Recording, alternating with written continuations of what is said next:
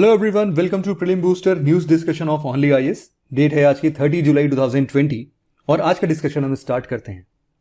सबसे पहला आर्टिकल हमारा यमुना रिवर के अंदर वाटर पॉल्यूशन से रिलेटेड है। इसमें हुआ यूं है कि यमुना रिवर के अंदर अमोनिया का कंसंट्रेशन लेवल बढ़ता हुआ दिखाई दे रहा है, जिसके कारण दिल्ली जल बोर्ड को अपने वाटर प्रोडक्शन कैपेसिटी का 25% प्रोडक्शन कम करना पड़ा। बात करते हैं अमोनिया के कुछ बेसिक फीचर की। सबसे पहला कि ये कलरलेस है। कोई भी जैसे पानी होता है कलरलेस, वैसे ही अमोनिया गैस है। हवा से हल्का ही होता है, मतलब इसकी जो डेंसिटी है, जो इसका मास है, इसका वेट है, वो नॉर्मली जो एयर होता है हमारा उससे हल्का होता है।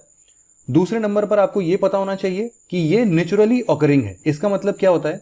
मतलब कि ये वातावरण में हमें यूं ही मिल जाता है, हमें इसको बनाने की जरूरत नहीं पड़ती है। कहां से मिलता है? ऑर्गेनिक वेस्ट से। ऑर्गेनिक वेस्ट मतलब होता है जैसे कि आपका ग्रीन वेस्ट हो गया या फिर फूड वेस्ट हो गया। फूड वेस्ट मतलब ये सब्जियों का छिलका वगैरह, या फिर कोई लकड़ियां सड़ जाती हैं, वुड वेस्ट। तो इन सब जगहों से ये हमें मिल सकता है। अब जो हमारा ऑर्गेनिक वेस्ट होगा, इस ऑर्गेनिक वेस्ट से मिलेगा हमें अमोनिया। अमोनिया से हमें मिलेगा नाइट्रेट। नाइट्रेट मतलब ये जो नाइट्रोजन फिक्सेसिंग बैक्टीरियाज होते हैं कुछ हमारे, वो अमोनिया को नाइट्राइट में कन्वर्ट करते हैं और वापस एक प्रोसेस नाइट्राइट को नाइट्रेट में कन्वर्ट करते हैं। इस पूरे प्रोसेस को हम लोग क्या पढ़ते आ रहे हैं एनवायरमेंट में? नाइट्रिफिकेशन के नाम से पढ़ते आ रहे हैं। इसमें तीसरी बात जो जानने की है कि अमोनिया के पास एक पंजेंट स्मेल होता है। पंजेंट स्मेल का मतलब बहुत ही स्ट्रॉन्ग स्मेल होता है। तो आप ये बोल सकते हैं कि सर अगरबत्ती और धूपबत्ती में भी बड़ा स्ट्रॉन्ग स्मेल होता है, तो क्या वैसा ही कुछ स्मेल है? नहीं, पंजेंट का मतलब होता है इनटॉलरेंट, मतलब कुछ घटिया सा, बहुत ही स्ट्रॉन्ग घटिया सा स्मेल। तो अमोनिया का स्मेल अच्छा नहीं है। आप महक लेंगे तो आपका 2-4 मिनट 5 मिनट जिंदगी से बर्बाद हो जाएगा, समझ गए? तो इसीलिए ये कलरलेस, नेचुरली ऑकरिंग और पंजेंट स्मेल वाली गैस है। इसका उपयोग कहां करते हैं हम? नॉर्मली हम फर्टिलाइजर बनाने में उपयोग करते हैं। फर्टिलाइजर जैसे कि आपको पता है नॉर्थ इंडिया में अमोनिया वाला फर्टिलाइजर सबसे ज्यादा होता है। वो फर्टिलाइजर होता वैसे कौन सा है? वो है अमोनियम नाइट्रेट, NH4NO3।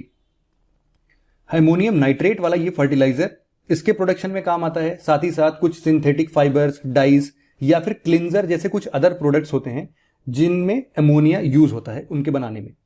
प्रॉपर्टी के तौर पे थोड़ी सी और बात करें तो अमोनिया का फॉर्मूला हमें पता ही है कि होता है NH3। अब ये NH3 में नाइट्रोजन है और हाइड्रोजन है। इसमें अगर हम लोग पानी मिला दें तो इसको हम लोग अमोनिया वाटर या फिर अमोनियम हाइड्रोक्साइड मतलब कि NH4OH के नाम से बोल देंगे। ठीक है, तो ये कुछ बेसिक हम लोगों ने बात कर ली। एक्सेप्टेबल लेवल, एक चीज और कि ये हवा से थोड़ा हल्का होता है। अमोनिया का एक्सेप्टेबल लेवल कितना है? पानी में कितना अमोनिया मिल जाए तो हम लोग को कोई टेंशन की बात नहीं होगी। इसको हम लोग बोलते हैं, इसको हम लोग मेजर करते हैं पार्ट्स पर मिलियन, मतलब पीपीएम में। पीपीएम में मतलब कि हम लोग नॉर्मली परसेंटेज की बात करते हैं। परसेंटेज में हम लोग 100 के हिसाब से कोई भी चीज देखते हैं। अगर 2% है तो मतलब 100 में 2 हिस्सा वो होगा। इसी तरीके से जब हम लोग यहां पर 100 को हटा के 1 मिलियन कर दें और 1 मिलियन में किसी चीज का हिस्सा निकालेंगे तो उसको बोलते हैं पार्ट्स पर मिलियन। अगर वाटर के इसी 1 मिलियन वाले पार्ट्स में अगर एक पार्ट भी अमोनिया का हो जाता है तो वो मछलियों के लिए टॉक्सिक हो जाता है। और साथ ही साथ अगर ये वाला पानी हम बहुत दिन तक पीते रह गए तो हमारे इंटरनल ऑर्गन्स भी डैमेज हो सकते हैं। तो इसीलिए अमोनिया का कंसंट्रेशन लेवल हमारे लिए चिंताजनक है। यहां पे अब हम बात कर लेते हैं थोड़ा यमुना रिवर के थोड़े डिटेल्स के बारे में। तो यमुना रिवर ओरिजिनेट होती है यमुनोत्री से। यमुनोत्री में यहीं पर बड़ा इंटरेस्टिंग सा नाम है बंदरपूछ पीक। तो बंदरपूछ पीक से ये निकलती है, यमुनोत्री ग्लेशियर से निकलती है और ये उत्तराखंड में सबसे पहले बहती है। इसके अलावा ये वाला जो रीजन है यहां पर आता है हिमाचल प्रदेश हमारा। हिमाचल प्रदेश को टच करते हुए ये हरियाणा और उत्तर प्रदेश का बॉर्डर बनाती हैं और इसके बाद दिल्ली के कुछ एक रीजन में होके, दिल्ली में आप याद रखना कि ईस्टर्न पोर्शन में है ये यमुना रिवर, और फिर वापस से हरियाणा उत्तर प्रदेश का बॉर्डर बनाते हुए पूर्णतः यूपी में आ जाती हैं। उत्तर प्रदेश में आने के बाद ये इलाहाबाद मतलब कि जो आज का प्रयागराज है वहां पर संगम बनाते हैं। संगम में 3 नदियां यमुना, गंगा, सरस्वती, सब लोग जानते होंगे। हालांकि सरस्वती का आपको ट्रेसेस नहीं मिलता है, लेकिन फिर भी इन तीनों को संगम के नाम से जाना जाता है। माघ मेला और ये सब की जानकारी आपने पिछले कुछ सालों में ऑलरेडी बहुत अच्छे से पढ़ ली होगी। अगला आर्टिकल हमारा जोय काली मदर टेम्पल से रिलेटेड है। हालांकि बहुत इंपॉर्टेंट न्यूज तो नहीं है, बस हमें इतना जानने की जरूरत है कि जोय काली मदर टेम्पल बांग्लादेश में स्थित है। न्यूज में इसलिए रहा है क्योंकि अभी हाल फिलहाल में high impact community development project scheme के अंतर्गत में इंडिया ने कुछ ग्रांट असिस्ट किया है बांग्लादेश को, जिसके कारण वापस से इस मंदिर को रिकंस्ट्रक्ट किया जा रहा है और उसी का इनॉग्रेशन था। इसीलिए जोय काली माता टेम्पल न्यूज में रहा है। 300 साल पुरानी ये मंदिर रही है। श्री दयाराम रॉय 18वीं शताब्दी में थे, उन्होंने इसको बिल्ड किया था। वहां पर एक बड़ी ही रईस फैमिली होती थी जिसको हम लोग दिघापतिया बोलते हैं। दिघापतिया उस टाइम के जमींदार हुआ करते थे। वहां पर एक बहानी क्वीन थी जिसके दीवानी राइट्स के अंदर में इस पूरे इलाके, मतलब जो नतोर इलाका है वहां पर ये मंदिर स्थित है बांग्लादेश के अंदर में, और वहीं पर ये स्थित है और उनका जो इन्फ्लुएंशियल एरिया था वो वहीं पर था। इसके अलावा इंडिया और बांग्लादेश ने एक मेमोरेंडम ऑफ अंडरस्टैंडिंग 2016 में ही साइन किया था जिसके अंदर में इस मंदिर को रिकंस्ट्रक्ट करने की बात की गई थी, तो उसको अब इंप्लीमेंट कर दिया जा रहा है। अगला आर्टिकल हमारा लाइफास ऐप से रिलेटेड है। इसको कवच, मतलब कि CAWSH के नहीं है, ध्यान रखना, centre for augmenting war with covid health crisis, कवच, इसने बैंगलोर बेस्ड एक स्टार्टअप कंपनी थी एक्यूली लैब्स। अब इतना नाम वाम तो याद करना उतना इंपॉर्टेंट नहीं है। इन्होंने एक लाइफास कोविड स्कोर के नाम से एक प्रोफाइल एक्सेस करने के लिए, मतलब जिसको कोविड है नहीं है और अगर है तो कितनी इंप्रूवमेंट हो रही है, इन सभी चीज को एक्सेस करने के लिए, प्रोफाइलिंग या स्क्रीनिंग करने के लिए इन्होंने एक एप्लीकेशन का निर्माण किया है जिसका नाम है लाइफास। लाइफास के बारे में थोड़ी सी इंफॉर्मेशन लेते हैं। ये इंटरेस्टिंग इसलिए है ना क्योंकि ये एक ऐसे डिवाइस का यूज कर रहा है जो कि हमारे आपके सभी के जेबों में होता है, मोबाइल फोन। आपको करना कुछ नहीं है, बस अपनी इंडेक्स फिंगर निकालनी है बाहर और उसको प्लेस करना है अपने पीछे वाले कैमरा, मतलब जो आपके मोबाइल का रियर कैमरा है उसके ऊपर 5 मिनट तक अपनी इंडेक्स फिंगर को रखना है। वो वहां से कुछ डिटेक्ट करेगा। इंडेक्स फिंगर में जो भी पल्स वगैरह होगी उसको डिटेक्ट करके कैपिलरी पल्स, आपका ब्लड वॉल्यूम में कितना चेंज हो रहा है, ये सारी चीजें आपको बता देगा वो। तो अब इससे होगा क्या कि जो भी क्वारंटीन्ड लोग हैं वो अपनी स्क्रीनिंग खुद में खुद कर सकते हैं, मॉनिटर कर सकते हैं कि कुछ सुधार हो रहा है या नहीं हो रहा है, और कम्युनिटी लेवल पर ये बड़ा ही आसान सा एप्लीकेशन हो जाएगा। इसीलिए कवच ने एक्यूली लैब्स को सिलेक्ट किया है इस एप्लीकेशन को बिल्ड करने के लिए। हालांकि ये अभी लाइफास ऐप, आप इसके साइट पर जाएंगे तो ये बोलता है कि गूगल प्ले स्टोर से आप डाउनलोड कर लो, लेकिन मैंने अभी डाउनलोड करके देखा ये डाउनलोड हो नहीं रहा है। होगा कुछ रीजन, हाल फिलहाल में भी आ जाएगा। बट हमने बात की यहां पर कवच की। कवच की बात करना जरूरी इसलिए है क्योंकि दोस्ती, मतलब department of science and technology के अंदर ये एक ऐसा बोर्ड है जो कि नेशनल साइंस, मतलब साइंस और टेक्नोलॉजी एंटरप्रेन्योरशिप को नेशनल लेवल पर डेवलप करता है। मतलब कि national science and technology entrepreneurship development board है ये। इसके अंदर हम लोग इनोवेशंस को सपोर्ट करते हैं, नए नए स्टार्टअप आइडियाज जो होते हैं उनको हम लोग एड्रेस करते हैं। हमारे आगे पीछे जितने भी मेजर चैलेंजेस होते हैं देश में उनको हम लोग स्टार्टअप के माध्यम से, एक नए नए आइडियाज के माध्यम से सॉल्व करने की कोशिश करते हैं। जो कवच के कोई भी प्रॉब्लम या फिर कुछ भी चीजें होती हैं इनको इंप्लीमेंट कौन करता है? साइन करता है, मतलब कि society for innovation and entrepreneurship. ये IIT बॉम्बे की एक सोसाइटी है जो कि कवच के लगभग सभी चीजों को, सभी प्रोग्राम्स को इंप्लीमेंट करने का काम करती है। यहां पर हमने एक और बात की, NSTEDB, मतलब national science and technology entrepreneurship development board, जिसका गठन 1982 में हुआ था department of science and technology के अंदर। बात वही है कि science and technology man power को अपने देश में बढ़ावा देने के लिए या फिर इनोवेशन को प्रमोट करने के लिए हमारा जो नॉलेज बेस है वो बढ़ जाए इन स्टार्टअप एंटरप्रेन्योर से या फिर इंटरप्राइजेस से। इसी ऑब्जेक्टिव के साथ NSTEDB काम करता है। अगला आर्टिकल हमारा टूटिंग टाइडिंग सूचर जोन से रिलेटेड है। जो लोग अरुणाचल प्रदेश से बिलोंग करते हैं और ये लेक्चर देख रहे हैं उनको तो पता है कि टूटिंग टाइडिंग का क्या मतलब है। जो लोग वहां से बिलोंग नहीं करते हैं मैं उनको एक बार बता दूं कि टूटिंग टाइडिंग कोई प्रोसेस नहीं है बल्कि वहां की जगह का नाम है। ठीक है, तो tooting tidying suture zone, suture का मतलब होता है नॉर्मल, हम आम बोलचाल की भाषा में जो टांके लगते हैं ना उसको हम लोग सूचर बोलते हैं। सूचर वो सिलना होता है जो। लेकिन ज्योग्राफिकल एरिया में अगर बात करें तो सूचर का मतलब ये होता है कि मान लो 2 क्रस्टल प्लेट्स हैं, ठीक है, ये प्लेट हो गया और एक ये प्लेट हो गया। ये दोनों अगर आपस में टक्कर करते हैं तो ये जो इनका लाइन ऑफ जंक्शन है जहां पर ये दोनों मिल रहे हैं उस जोन को हम लोग बोलते हैं सूचर जोन। ठीक, अब ये न्यूज में इसलिए रहा क्योंकि वादिया इंस्टीट्यूट ऑफ हिमालयन जियोलॉजी ने एक स्टडी कंडक्ट की थी अरुणाचल हिमालय में। मतलब कि अगर हम लोग अरुणाचल हिमालयास की बात करें तो यहां पर हम लोग को पता है कि हिमालय शुरुआत में ऐसे गए, उसके बाद एक शार्प बेंड आता है जिनको हम लोग पूर्वांचल हिमालयास के नाम से जानते हैं।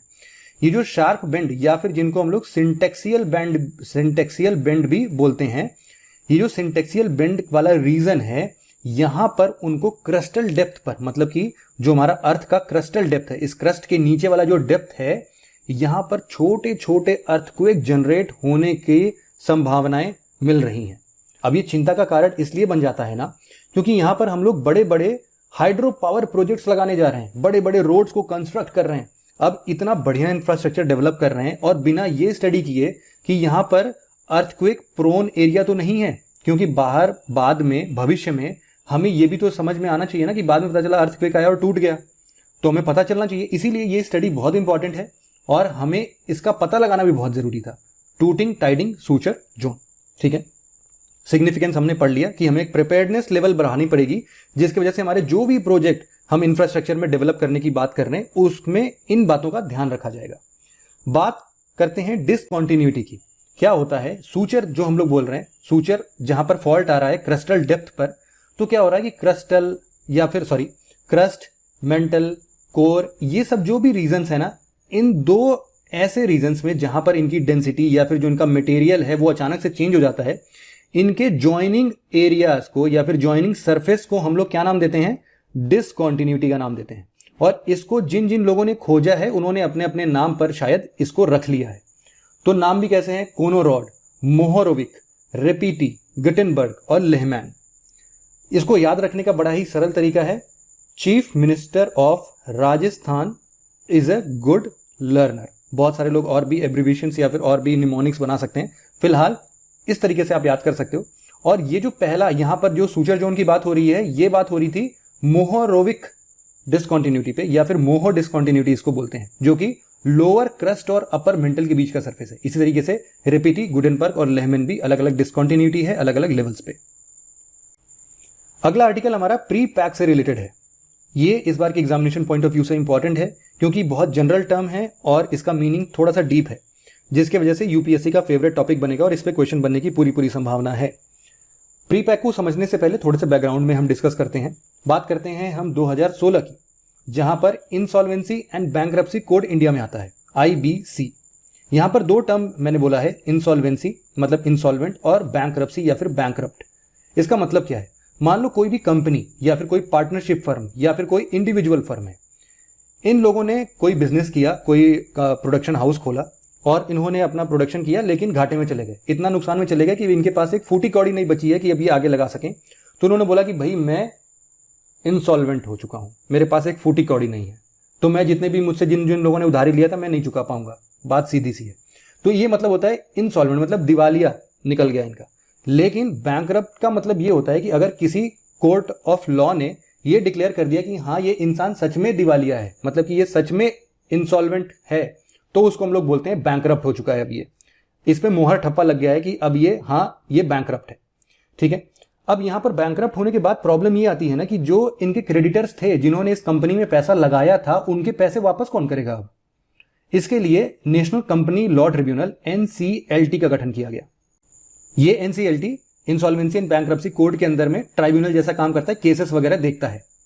अब प्रॉब्लम ये थी 2016 से पहले कि ऐसे केसेस का निपटारा करने में 4 से 5 साल लग जाते थे। लेकिन NCLT जब IBC का कोड आया, ये इंसॉल्वेंसी बैंकरप्सी कोड आया, ये बोला गया कि भाई 270 दिन मिलेंगे तुम्हें, केवल इसी में सारा निपटारा कर दो। NCLT इस बात का पूरा ध्यान रखेगा। तो अब यहां पर यह हुआ कि 270 दिन मिले केवल। लेकिन अब चूंकि इस टाइम पर कोविड-19 का फेज है, जहां पर लोगों के फेल होने के चांसेस और भी ज्यादा बढ़ गए हैं, तो इन दिनों में जो 270 दिन लगते थे उसको भी कम करने की कोशिश की जा रही है, ताकि NCLT, और दूसरी बात यह भी है कि बहुत सारे केसेस NCLT पर ना पहुंचे, बाहर ही निपटारा हो जाए। तो इसीलिए यहां पर प्री पैक का एक प्रोविजन लेके आया गया। इसके लिए मिनिस्ट्री ऑफ कॉर्पोरेट अफेयर्स ने एक कमेटी का गठन किया है और उन्होंने ये बोला है कि भाई जो आज का इंसॉल्वेंसी रेजिम चल रहा है, क्या हम उसमें प्री पैक जैसे प्रोविजंस को इंक्लूड कर सकते हैं? क्या पॉसिबिलिटी है? तो इसीलिए कमेटी गठित कर दी गई। अभी बनाया नहीं गया, बस पूछा गया कि है पॉसिबिलिटी है कि नहीं है। तो अब इसमें होगा क्या? अब देखो, जो भी क्रेडिटर्स थे उनको पैसे चाहिए, अब ये हो चुके हैं इंसॉल्वेंट। पैसे मिलेंगे कैसे? जो इनकी कंपनी थी, जो इन्होंने मशीन्स वगैरह खरीदे थे, सबको बेच दो और बेचने के बाद जो पैसे आए उन क्रेडिटर्स के भरपाई कर दो। लेकिन अब इसको खरीदने वाले भी तो होने चाहिए, कोई बायर्स होने चाहिए यहां पर, ठीक। तो जो प्री पैक है ना, वो NCLT से परमिशन लेने के बाद ये क्रेडिटर्स और ये जो बायर्स हैं, ये NCLT के बाहर ही एक एग्रीमेंट साइन कर लेते हैं कि भाई तुम खरीद रहे हो, ठीक है तुम खरीद लो, जो पैसा इसको मिलेगा उस पैसे से हम अपना चुकता जो भी होगा वो हम ले लेंगे इनसे। तो ये एग्रीमेंट बन जाता है। इससे क्या होता है कि शॉर्टकट मिल जाता है, NCLT में कोई मुद्दा जाता नहीं है, ये दोनों आपस में एग्रीमेंट कर लेते हैं और ये जल्दी से जल्दी ऐसे इंसॉल्वेंसी को हम लोग तुरंत के तुरंत नीलामी कर देते हैं इनकी, और पैसे सबको मिल जाते हैं। तो इसीलिए प्री पैक्स का गठन किया गया। प्री पैक्स क्या है? कुछ नहीं है, बस क्रेडिटर और बायर के बीच का एक एग्रीमेंट है, ठीक है, जो कि ऐसे डिस्ट्रेस्ड कंपनी को, जिसका दिवालिया घोषित हो चुका है, जिसके पास पैसे ही नहीं है, उनको क्रेडिटर्स को कैसे पैसे लौटाए जाए उनके लिए बनाया गया है। बात समझ में आ गई? बहुत सिंपल सा था प्रीपैक्स। यहां पर हमने बात की एनसीएलटी की, तो यहां पर ये जो एग्रीमेंट है एनसीएलटी से पूछे बिना ये एग्रीमेंट नहीं हो सकता है। फायदा ये होगा कि सेल स्पीड बढ़ जाएगी, प्रीपैक के होने से हाई रिटर्न मिलेंगे। क्यों मिलेंगे? क्योंकि भाई अगर यही प्रॉपर्टी आज वैसे ही बर्बादी के कगार पर है, अगर 4-5 साल बेचने में ही लग जाए तो पता चला 4-5 साल जो इसमें 2,000-5,000 रुपए मिलने वाले थे, पता चला 100 रुपए मिल रहे हैं उसकी जगह पर। ठीक है, तो इसीलिए स्पीड का होना बड़ा जरूरी है। तो ये तो फायदा हो गया, लेकिन कुछ नुकसान भी है। नुकसान इसलिए है क्योंकि इससे ट्रांसपेरेंसी कम हो जाएगी। अभी तक तो ओपन बिडिंग होती थी, कोई 2,000 रुपए दे सकता था या फिर कोई 5,000 रुपए दे सकता था, कोई 10,000 रुपए तक भी दे सकता था। तो ओपन बिडिंग होती, अच्छा दाम मिलता, लेकिन अब तो फिक्स हो गया है पहले से ही, तो यहां पर एक ट्रांसपेरेंसी कम हो चुकी है। इसके अलावा जो फाइनेंशियल क्रेडिटर्स हैं केवल उनको ही पैसा मिल रहा है, क्योंकि जो एग्रीमेंट है वो केवल क्रेडिटर्स और बायर्स के बीच में है। मान लो इन्होंने कहीं से सामान खरीदा होगा, मान लो कि इनका काम है कुछ मसाले बनाना, तो मसालों के लिए केरला से कुछ ये लकड़ियां वगैरह लेके आए होंगे, तो उनको पैसे कौन देगा? वो भी तो पैसे चाहते हैं ना, तो उनको पैसे तो मिल नहीं रहे हैं इस चीज से, तो इसीलिए प्री पैक्स का कुछ ना कुछ ड्रॉबैक्स भी मिलता है। यहां पर इंसॉल्वेंसी एंड बैंकरप्सी बोर्ड का भी गठन हुआ है। ये अक्टूबर 2016 में, 1 अक्टूबर 2016 में इंसॉल्वेंसी एंड बैंकरप्सी कोड के अंदर में इस बोर्ड का गठन किया गया था। इसका मतलब यही था कि टाइम बाउंड मैनर में हम लोग कंपनीज, पार्टनरशिप और इंडिविजुअल बिजनेसेस को हम लोग इंसॉल्वेंट घोषित करने के बाद क्रेडिटर्स को पैसे जल्दी से दे देंगे। अगला आर्टिकल हमारा इंडियाज टाइगर सर्वे रिपोर्ट 2020 से रिलेटेड है। 29 जुलाई को हर साल ग्लोबल टाइगर डे मनाया जाता है। तो 2018 का एक रिपोर्ट आया था जिसमें हम लोग टाइगर्स, को प्रेडेटर्स और प्रे, इन लोग के स्टेटस की बात कर रहे थे। तो ministry of environment, forest and climate change ने इनकी डिटेल्स अभी रिलीज की है 29 जुलाई को, तो इसीलिए ये न्यूज में रहा है। हाइलाइट्स क्या थे इस रिपोर्ट के हम एक बार देख लेते हैं। अच्छी बात यह है कि टाइगर्स का पॉपुलेशन लगभग 33% बढ़ गया है, मतलब 33% इजाफा देखने को मिला है 2014 और 2018 के डेटा को कंपेयर करने पर। मध्य प्रदेश के अंदर में सबसे ज्यादा नंबर ऑफ टाइगर्स हैं, उसके बाद कर्नाटका और उसके बाद उत्तराखंड। लेकिन बात यह है कि हर जगह बढ़ा नहीं है। कुछ ऐसे स्टेट्स हैं जैसे कि छत्तीसगढ़ और मिजोरम, जहां पर टाइगर पॉपुलेशन में डिक्लाइन देखने को मिला है, कमी देखने को मिली है, जैसे कि डंपा टाइगर रिजर्व मिजोरम का, बक्सा टाइगर रिजर्व वेस्ट बंगाल का और पलामऊ रिजर्व झारखंड का। यहां पर कोई टाइगर ही नहीं बचे हैं। अब ये बात होती है ऑल इंडिया टाइगर एस्टिमेशन की, तो ये होता यूं है कि ऑल इंडिया टाइगर एस्टिमेशन में 4 साल में एक बार हम लोग टाइगर पॉपुलेशन को काउंट करते हैं। ठीक है, यहां पर नेशनल टाइगर कंजर्वेशन अथॉरिटी है जो कि इस चीज को अंजाम देता है। ये इंपॉर्टेंट इसलिए हो जाता है क्योंकि आपको पता हो 2017 में एक क्वेश्चन आया था एम स्ट्राइप्स के नाम से। एम स्ट्राइप्स जो कि यही पॉपुलेशन वाला ही, मतलब टाइगर पॉपुलेशन पर ही वर्क करने वाला एम स्ट्राइप्स एक स्कीम था, वो भी एनटीसीए के अंदर ही था। इसके अलावा एनटीसीए को wild life institute of India WII और स्टेट फॉरेस्ट डिपार्टमेंट और उनके पार्टनर्स भी हेल्प करते हैं इस पूरे रिपोर्ट को बनाने में। यहां पर बात करते हैं नेशनल और ग्लोबल लेवल पर टाइगर के लिए क्या क्या कंजर्वेशन एफर्ट्स लिए गए हैं। सबसे पहला जो ग्लोबल टाइगर डे 29 जुलाई की हम बात कर रहे हैं, ये हुआ यूं था कि 2010 में रशिया के अंदर सेंट पीटर्सबर्ग में एक टाइगर समिट हुई थी। इस समिट के अंदर में यह निर्धारित किया गया था कि हम लोग 2022 तक आते आते वाइल्ड टाइगर के पॉपुलेशन को डबल कर देंगे। ठीक है, तो उसी दिन से 29 जुलाई को ग्लोबल टाइगर डे के तौर पर मनाने जाने लगा। 13 कंट्रीज जो टाइगर रेंज में इन्वॉल्व थे, उसमें से India, Bangladesh, Bhutan, Cambodia, China, Indonesia, Lao, Malaysia, Myanmar, Nepal, Russia, Thailand और वियतनाम है। मतलब अपने वाले हिसाब किताब से सब इर्द गिर्द वाले ही हैं। फिर प्रोजेक्ट टाइगर चलता है अपने गवर्नमेंट ऑफ इंडिया के द्वारा 1973 में लॉन्च किया गया centrally sponsored scheme project tiger, जो कि वाइल्ड टाइगर्स को इन सितु कंजर्वेशन में मदद करता है। इन सितु मतलब जहां पर वो रह रहे हैं उसी जगह पर उनको कंजर्व करने की बात करता है। इसके अलावा वर्ल्ड बैंक का एक प्रोग्राम है ग्लोबल टाइगर इनिशिएटिव, जिसके अंदर में अलग अलग पार्टनर्स इसी टाइगर एजेंडा को स्ट्रेंथन करने की कोशिश करते हैं, इसको और मजबूत बनाने की कोशिश करते हैं। एक नेशनल टाइगर कंजर्वेशन अथॉरिटी जिसकी हम बात कर रहे थे, उसने एम स्ट्राइप्स स्कीम भी चलाई थी, जिसकी बात अभी हमने की। अगला आर्टिकल हमारा ऑपरेशन ब्रीदिंग स्पेस से रिलेटेड है। ये इंडिया और इजराइल के बीच में जॉइंट कोलैबोरेशन है, जिसके अंतर्गत कुछ research and development team Israel से इंडिया आई है अभी, जो कि कोरोना वायरस इन्फेक्शन के डायग्नोसिस को कैसे तेजी में लाया जा सके, इसके लिए हम कौन कौन सी एडवांस टेक्नोलॉजी का इस्तेमाल कर सकते हैं, उनकी कितनी इफेक्टिवनेस है, इसको डिटरमाइन करने के लिए research and development defence team Israel से इंडिया अभी आई है। और यहां पर इनका मेन मोटिव यही है कि हम कोविड-19 पेशेंट्स को कितनी जल्दी से हम ट्रीट कर सकें, उनको हम डिटेक्ट कर सकें और उनका इलाज जल्दी से कर सकें। अगला आर्टिकल हमारा खजान एग्रीकल्चर से रिलेटेड है। सबसे पहले समझते हैं कि ये है क्या। तो खजान एग्रीकल्चर एक प्रकार का एस्चुअरीन एग्रीकल्चरल सिस्टम है। इसका मतलब क्या हुआ एस्चुअरीन एग्रीकल्चरल सिस्टम का? एस्चुअरीज मतलब तो आप समझते होंगे, एस्चुअरीज उसको बोलते हैं जहां पर समुद्र का पानी नदियों के मुंह से आके मिलता है, ठीक है। और ये खारा पानी जो ये ब्रैकिश वाटर है, ये वापस इस जमीन पर भी कभी कभी चला जाता है अगर इसकी ऊंचाई जो है थोड़ी कम है समुद्री तल से, ठीक है। ऐसा ही कुछ होता है गोवा के अंदर में भी। इसीलिए गोवा में इससे बचने के लिए खजान एग्रीकल्चरल सिस्टम का यूज करते हैं। इसके अंदर होता क्या है, मान लो कि ये समुद्र है, हमारा समुद्री तल है और ये है गोवा का लैंड। अब यहां पर इसकी हाइट जो है ना वो थोड़ी कम है, तो इसलिए कभी भी टाइड्स वगैरह आते हैं तो इसका ब्रैकिश वाटर सब कुछ यहां चला जाता है और यहीं पर है पैडी फील्ड्स, मतलब जहां पर राइस का कल्टीवेशन होता है। अब जब खारा पानी पैडी फील्ड्स में आ जाता है तो चावल की खेती जो है उसमें नुकसान देखने को मिलता है, चावल का जो फसल है वो खराब हो जाता है। उससे बचने के लिए यहां के लोगों ने एक लोकल खजान प्रैक्टिस स्टार्ट किया। खजान प्रैक्टिस में इन्होंने क्या किया, बंड्स बनाए। बंड्स मतलब BUNDS। यहां पर लोकल मटेरियल से ना इन्होंने ऐसा कुछ पुल बना दिया, ठीक है, कुछ बैराज बना दिए, रोकने वाला कुछ हिसाब किताब बना दिया, जिससे कि होता क्या है कि पानी, और यहां पर एक गड्ढा कर दिया, ठीक है। अब होता क्या है कि ये ऑटोमेटिक सिस्टम है, वन वे गेटवे सिस्टम है। जब भी टाइड आता है तो इसका पानी इस गेट से अंदर घुसता है और यहां पर इकट्ठा हो जाता है। जब यहां का पानी का लेवल और समुद्री पानी का लेवल जब बराबर हो जाए तो ये गेट अपने आप बंद हो जाता है। अब जैसे ही ये गेट खुलता होगा तो सोचो समुद्र पानी के साथ साथ यहां पर मछलियां और केकड़े ये सब भी आ जाते होंगे, ठीक है। आपको पता ही है गोवा में सी फूड का कल्चर है, मछलियां और केकड़े वहां पर बहुत अच्छे से मिलते हैं और बहुत ज्यादा खाए भी जाते हैं। तो वहां का स्टेपल फूड है राइस और ये फिश वगैरह।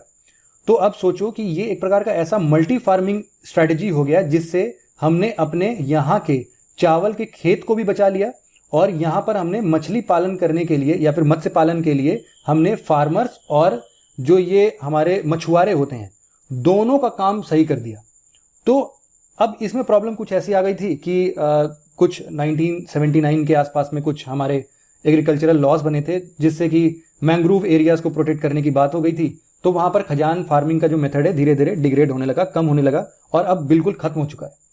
तो फिलहाल हमें खजान एग्रीकल्चर से केवल इतना ही समझना था कि ये इंपॉर्टेंट कैसे है और इसको किस तरीके से गोवा में प्रैक्टिस किया जाता है और इसके क्या क्या फायदे हैं। तो यहां पर हमने क्या समझा कि ये हार्मोनियस कोएग्जिस्ट करते थे फार्मर और फिशरमैन, ठीक है। तो ये चीज समझने की बात है। अगला आर्टिकल हमारा ग्रीन एग प्रोजेक्ट से संबंधित है। 28 जुलाई 2020 को यूनियन गवर्नमेंट ने मिजोरम के अंदर में ग्रीन एग प्रोजेक्ट को लॉन्च किया। इसका बेसिक मकसद ही यही है कि हम लोग कैसे एग्रीकल्चरल एमिशन को कम कर सकें, मतलब एमिशन मतलब कि जो भी पॉल्यूशंस वगैरह होते हैं, साथ ही साथ जो भी हमारे एग्रीकल्चरल प्रैक्टिसेस हैं उनको हम सस्टेनेबल कैसे बना सकें। इसके लिए ग्रीन एग प्रोजेक्ट, मतलब एग जो है यहां पर एग्रीकल्चर से रिलेटेड है, ग्रीन एग्रीकल्चर प्रोजेक्ट या फिर ग्रीन एग प्रोजेक्ट को लॉन्च किया है यहां पर। इसको फंड कौन करता है? इसको फंड करता है ग्लोबल इन्वायरमेंट फैसिलिटी, जिसका हम लोग ओरिजिन ट्रेस कर सकते हैं कहां से, 1992 के अर्थ समिट से, ठीक है, रियो अर्थ समिट सबको याद होगा। इसमें साथ ही साथ यहां पर department of agriculture, cooperation and farmers welfare का भी साथ है यहां पर, जो कि एग्जीक्यूटिंग एजेंसी के तरीके से काम कर रहा है। साथ ही साथ यहां पर फूड एंड एग्रीकल्चरल ऑर्गेनाइजेशन और यूनियन मिनिस्ट्री जो है इन्वायरमेंट, फॉरेस्ट और क्लाइमेट चेंज की, वो भी साथ में की प्लेयर्स हैं इसके। ग्रीन एग प्रोजेक्ट की बात करें तो इंडियन एग्रीकल्चरल प्रैक्टिसेस को थोड़ा सा सस्टेनेबल बनाने के लिए, जिससे कि क्लाइमेट चेंज में होते हुए प्रभाव को हम कम कर सकें, बायोडाइवर्सिटी को अच्छे तरीके से इंटीग्रेट कर सकें और हम मल्टीपल ग्लोबल इन्वायरमेंट बेनिफिट्स को अचीव कर सकें। इससे होगा क्या कि हम लोग लगभग 1.8 मिलियन हेक्टेयर की जमीन को लैंड यूज में ले आ सकेंगे, मिक्स लैंड यूज कर सकेंगे उसका। ऐसे बहुत बड़े जमीन में हम लोग वाटर मैनेजमेंट को सही तरीके से देखेंगे। पायलट प्रोजेक्ट हालांकि यहां मिजोरम से स्टार्ट किया गया है, जिसमें हमने ये बोला कि 31 मार्च 2026 के अंत तक आते आते ऐसे पायलट प्रोजेक्ट्स को हम लोग दूसरे स्टेट में जैसे कि राजस्थान, मध्य प्रदेश, ओडिशा और उत्तराखंड में भी हम लोग बना देंगे, ठीक है। तो ये था आज का डिस्कशन। हम अब कुछ ट्रू एंड फॉल्स, कुछ क्विक रिवीजन कर लेते हैं। सबसे पहला, टूटिंग टाइडिंग सूचर जोन जो है वो वेस्टर्न हिमालयाज में है क्या? अरे नहीं, अरुणाचल प्रदेश में था, फॉल्स हो जाएगा फटाफट से। Saint Petersburg declaration recycling of e waste से रिलेटेड है। अरे नहीं भाई, टाइगर वाला हमने पढ़ा था ना, टाइगर के प्रोटेक्शन के लिए जो हुआ था 2000 मतलब 13 कंट्रीज का वहां पर, रशिया में, सेंट पीटर्सबर्ग में, तो ये भी हो गया हमारा फॉल्स। अमोनिया कलरलेस गैस है, बिल्कुल है। इंडस्ट्रियल केमिकल में यूज होता है तो होता है। नेचुरली ऑकरिंग है, बिल्कुल है। और ऑर्गेनिक वेस्ट मैटर के द्वारा ब्रेकडाउन होता है, इन्वायरमेंट में बन जाता है, बिल्कुल सही, ट्रू ऑप्शन आ गया। जो काली माता टेम्पल मंगोलिया में है, नहीं भाई कहां पर है ये आपको पता है, फॉल्स हो गया। और मध्य प्रदेश, जो काली कहां था, बांग्लादेश में। मध्य प्रदेश जो है वो टाइगर्स में सबसे हाईएस्ट नंबर में है इस टाइम, 526, बिल्कुल सही। कर्नाटका और उत्तराखंड फॉलोड हैं, बिल्कुल सही, ट्रू हो गया ये भी। तो ये थी आज की discussion. Thank you very much for discussion. Have a nice day.